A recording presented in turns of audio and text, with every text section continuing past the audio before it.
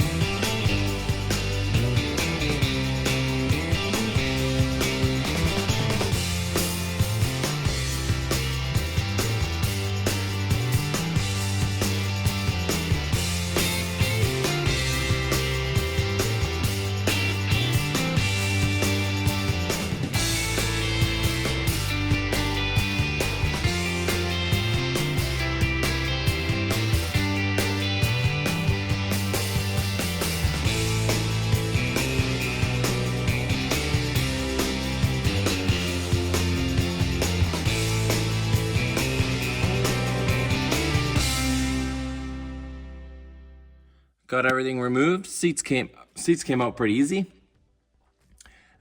Seat belts obviously have to come off the sides of them, and then they pull right out. And then we've got the little netting piece back here that are just held in by the two 10mm bolts, like this, 10mm heads anyway. And then you've got the carpet piece. This actually unsnaps a tiny little bit, just to get the carpet out from underneath here. And then I just pushed it back in. This centerpiece here pops out, just pop, pop, pop, and then it comes straight up. And then you could pull the carpet all out, and it comes out, and then you have this cover here, which is held in by all of these little 10mm bolts. And then this cover comes off, and here is the engine.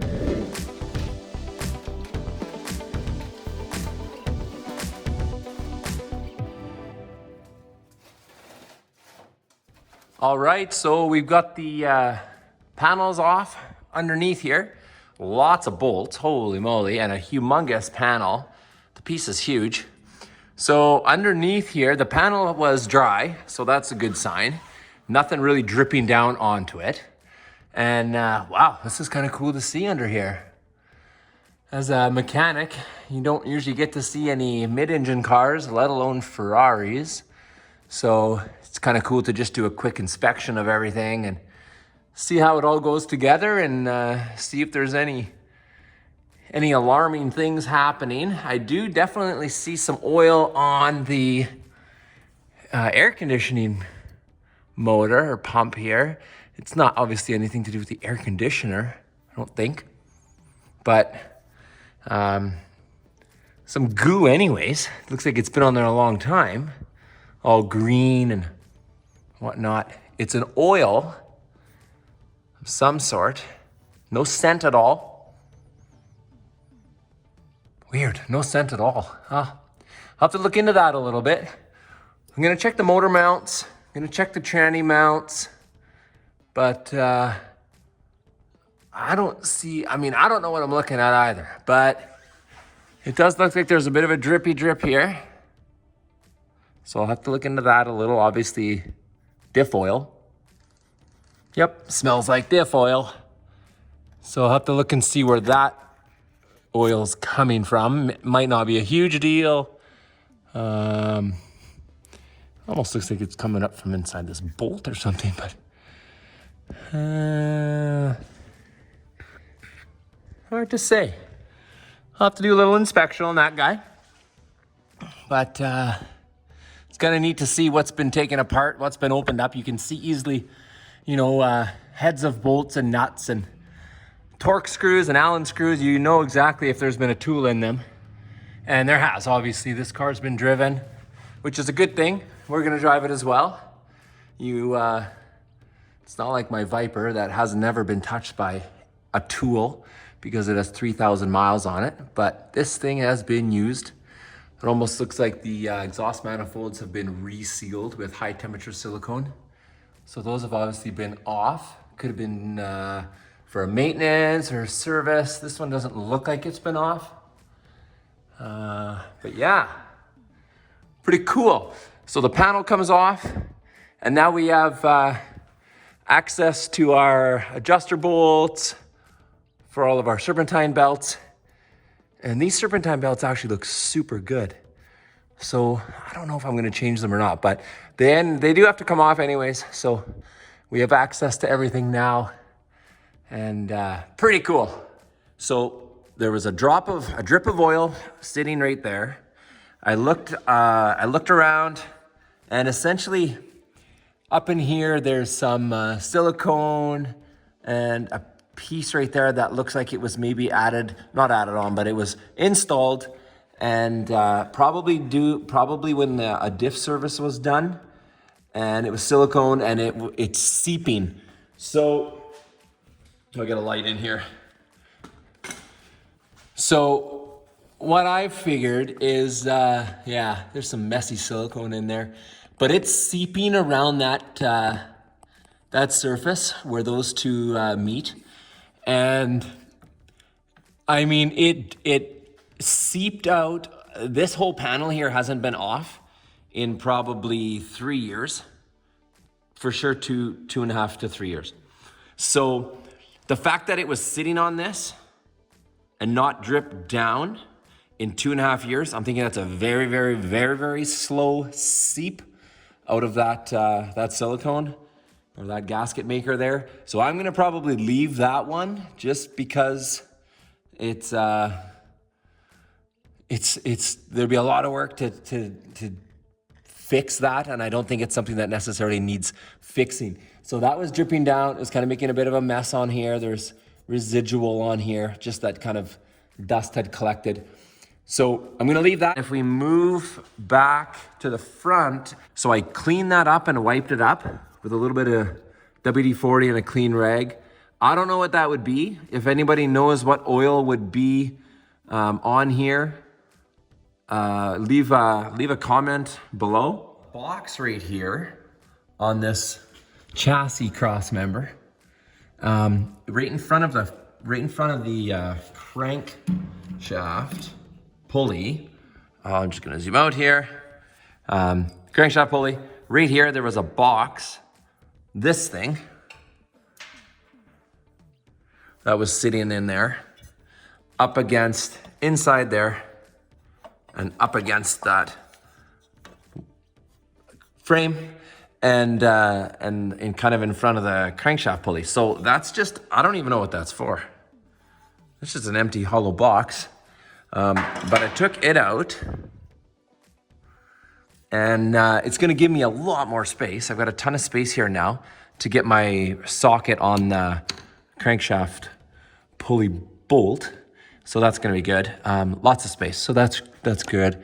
I'm still trying to figure out what that does. If you know what that does, leave a comment below, because that just looked like it was a bit of a space filler. Maybe it's there in case that bolt backs out, and it would save it from actually coming right out.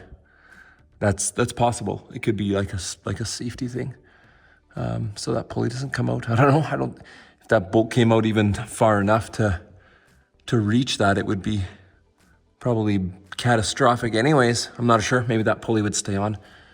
I don't know. Interesting though. So that's the update on that.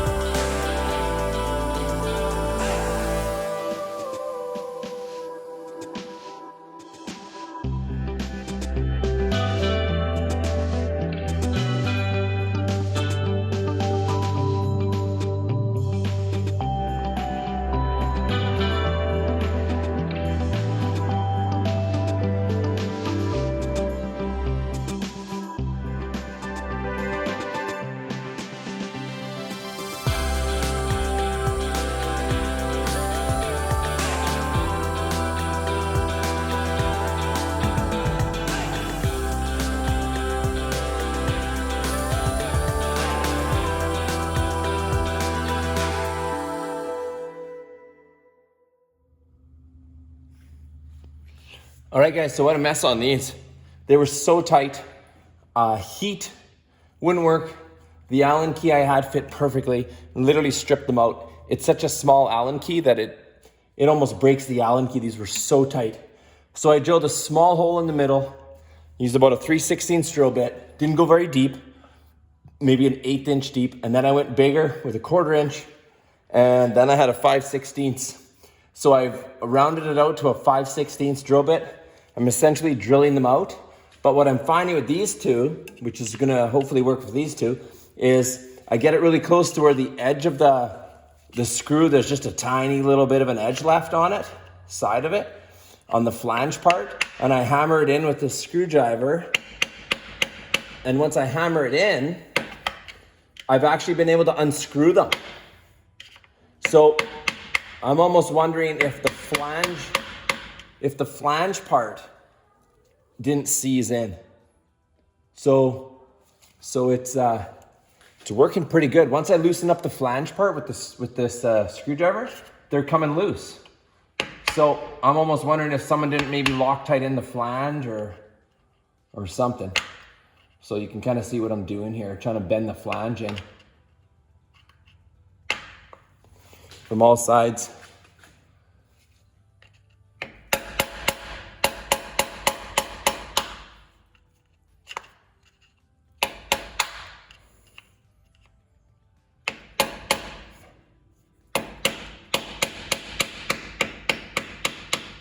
There we go.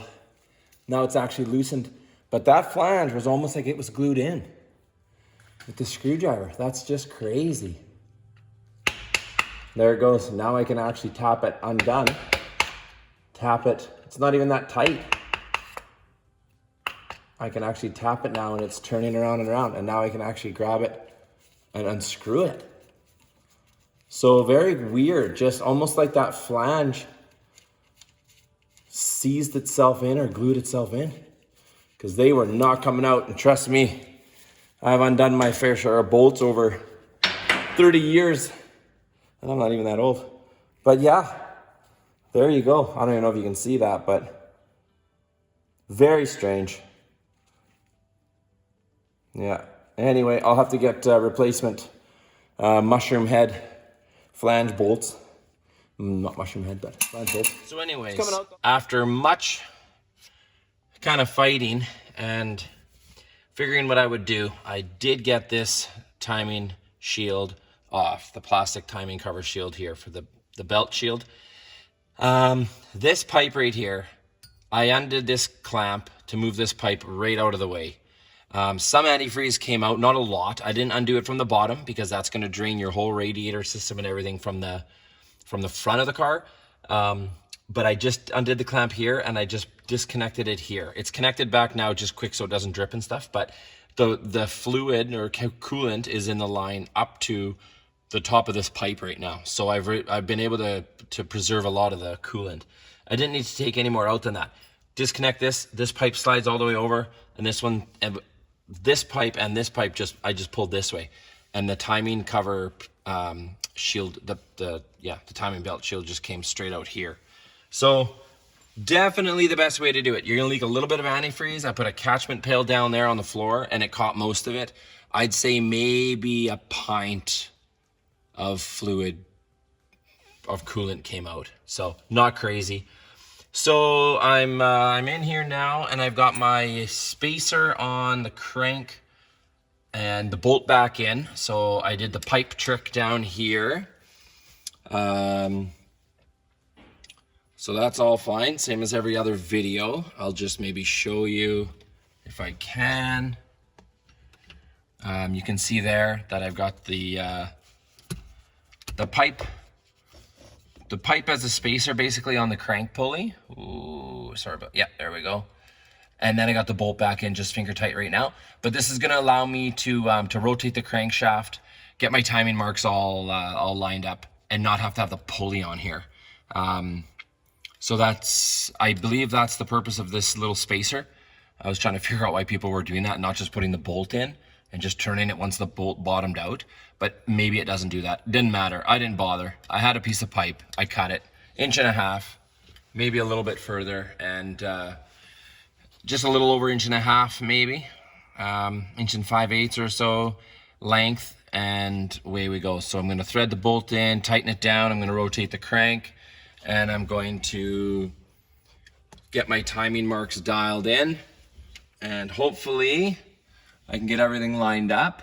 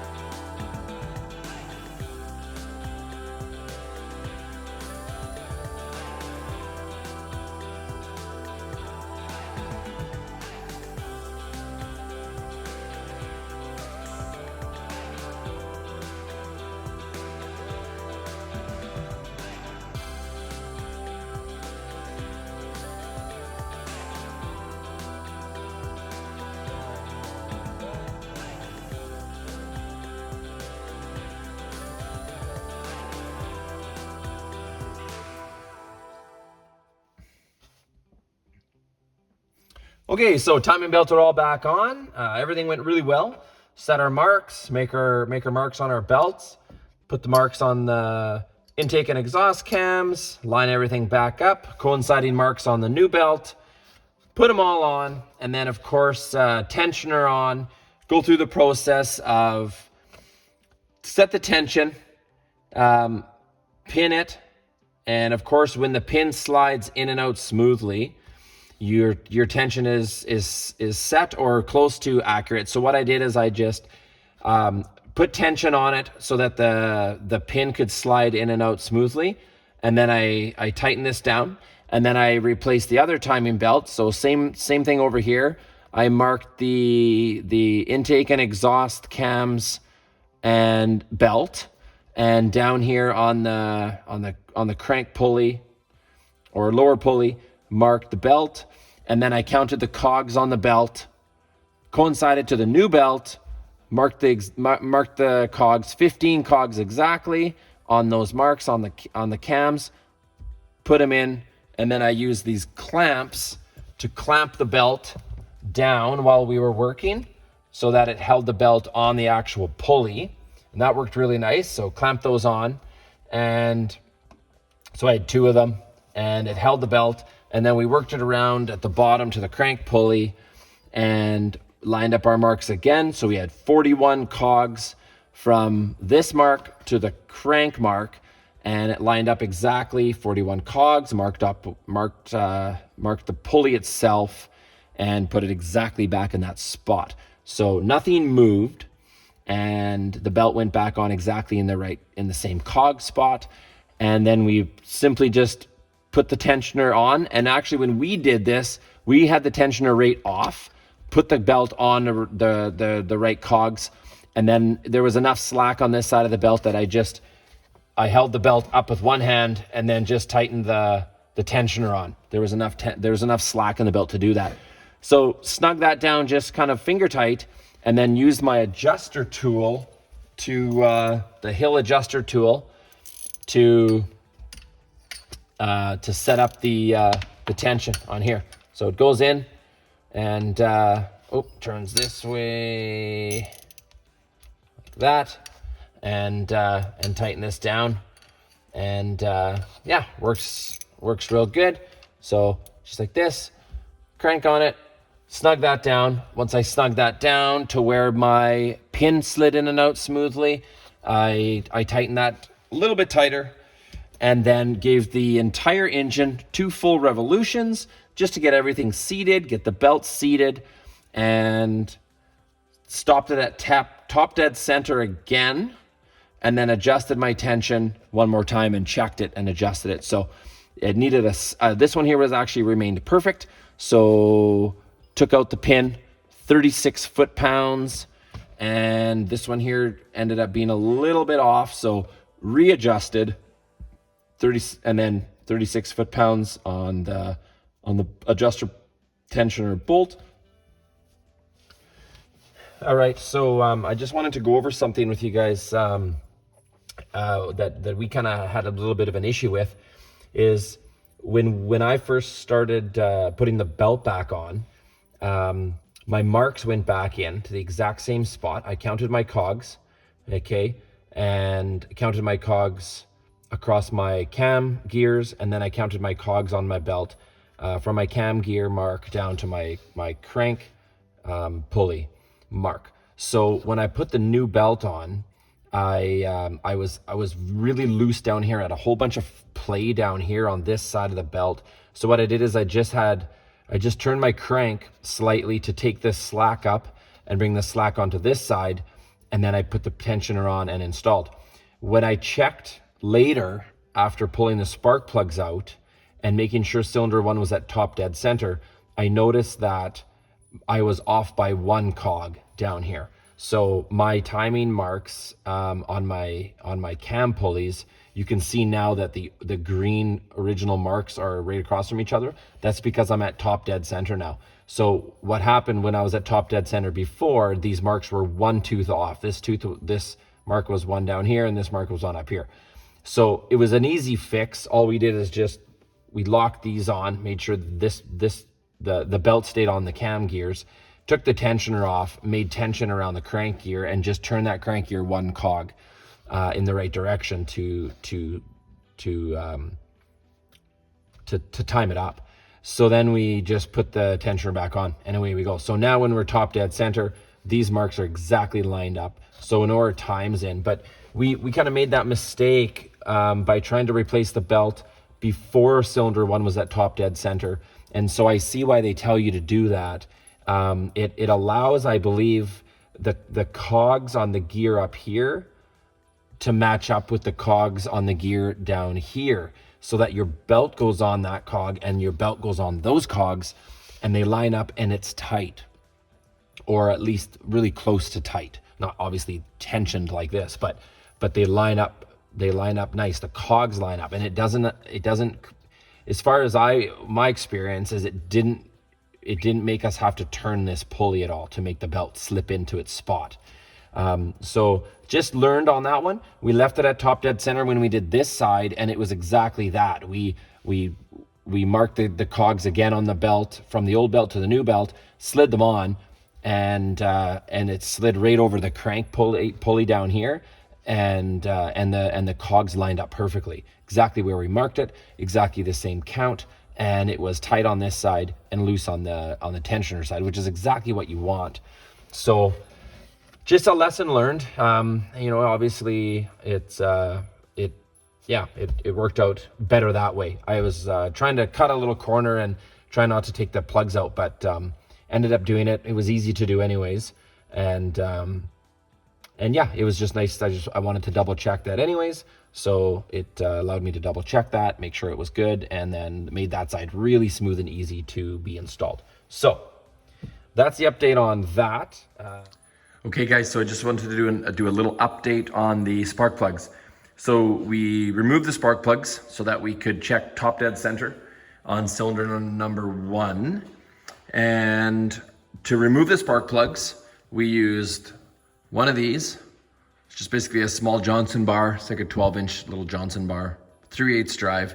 And then this is your spark plug wrench or socket. So they say 16 millimeter, but I used a 5/8. This is a 5/8 spark plug socket. It has a little grommet inside, which you can't really see. There's a black grommet in there that holds the spark plug.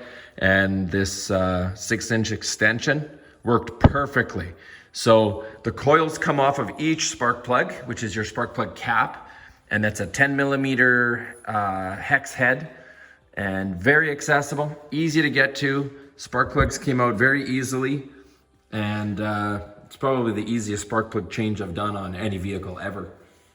So those spark plugs came out. I put them back in now, and they're in, and so we're good to go. We're basically able to button up this this back end here.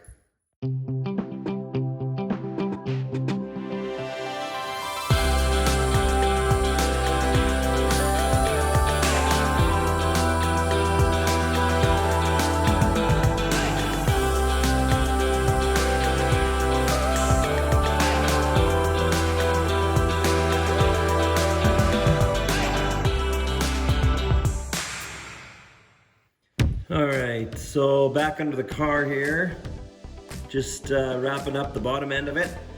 So of course, you gotta tighten your crank pulley bolt back down. So use the 3D printed flywheel holding tool, crank holding tool. So it slides right in there. And I use the screw here. This is already done, so I'm just redoing it for you guys. But I use the screw here, screwed it in to hold it. I used another screw over here and just really finger tight. This one here kind of finger tight. It grabs the teeth on the clutch, and it actually grabs the circle, the hole that's in the housing here and here. So you're not really using the screws other than holding the thing up.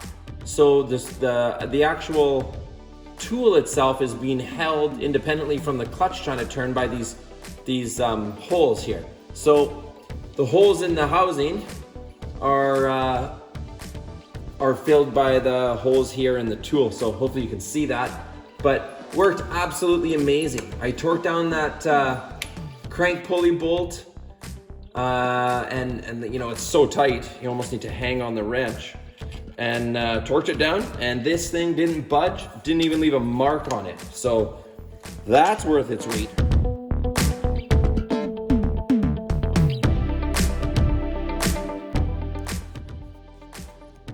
Okay, so just getting our accessory belts installed and properly tensioned.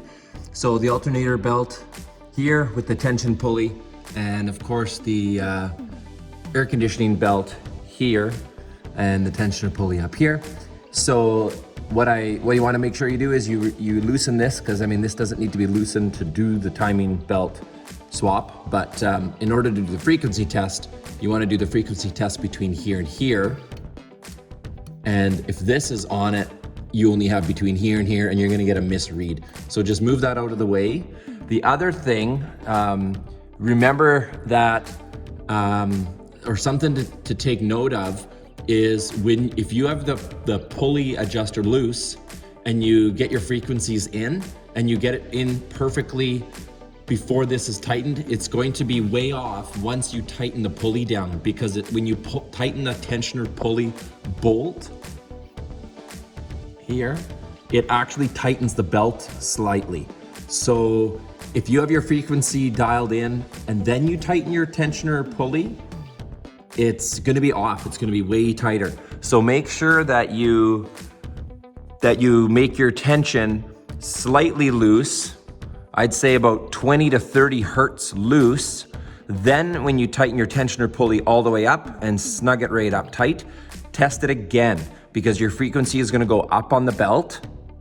Now I haven't referred to the manual in terms of, you know, are we supposed to check the hertz on these belts with the tensioner pulley loose, or is that supposed to be once it's tight? Because I'm assuming it's once the tensioner pulley is tight and the belt is completely installed and all tight. So same thing over here. If you do your frequencies up top there, and then you tighten this down, this actually tightens up the belt a little bit when you tighten this nut up. So just make sure you do it both ways. You wanna leave it just a slightly under frequency until you tighten this right up, and then check it. So for me, for example, you're supposed to be on the air conditioning belt between 156 and 164, I believe. So if I was 160 and then I went and tightened up this tensioner pulley, I was like at 190, almost 200. So I went back, loosened it off a little bit more, and I think I was around the 130 mark. And then I tightened down my pulley, and I was bang on. I'm now at 161 on here. So just something to take note, guys, when you're doing your tensions. Check your tensions with your pulley tensioners tight, just to make sure.